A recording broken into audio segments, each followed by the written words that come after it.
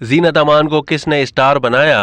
बॉलीवुड की सीनियर अदाकारा जीनत अमान ने अपने माजी का तस्करा करते हुए बताया है कि देव आनंद ने उन्हें काम दिलवाया और स्टार बनाया, वरना वो यूरोपीय मुल्क माल्टा मुंतकिल होने वाली थी। अदाकारा ने इंस्टाग्राम अकाउंट पर अपनी पोस्ट में एहतसाज अदाकार, फिल्मसाज और प्रोड्यूसर आनजहानी देव आनंद को निहायत ही शानदार अंदाज में खराज अकीदत पेश किया। इस पोस्ट के साथ अदाकारा ने एक ब्लैक एंड व्हाइट तस्वीर शेयर की जिसमें वो देव आनंद के साथ मौजूद हैं। जीनत अमान के मुताबिक उनका खानदान भारत छोड़कर जाना चाहता था क्योंकि वो सन 1970 में अपने कैरियर के हवाले से काफ़ी परेशान थीं और अपनी वालदा और सौतेले वालिद के साथ माल्टा मुंतकिल होने की तकरीबन तैयारी कर चुकी थीं।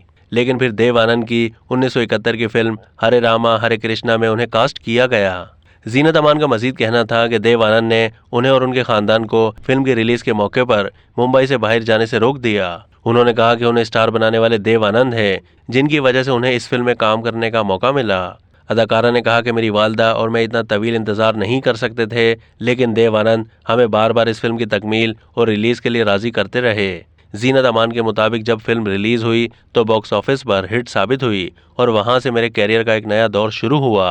अब तक के लिए इतना ही। मजीद मालूमात के लिए डेली जंग के यूट्यूब चैनल को सब्सक्राइब कीजिए।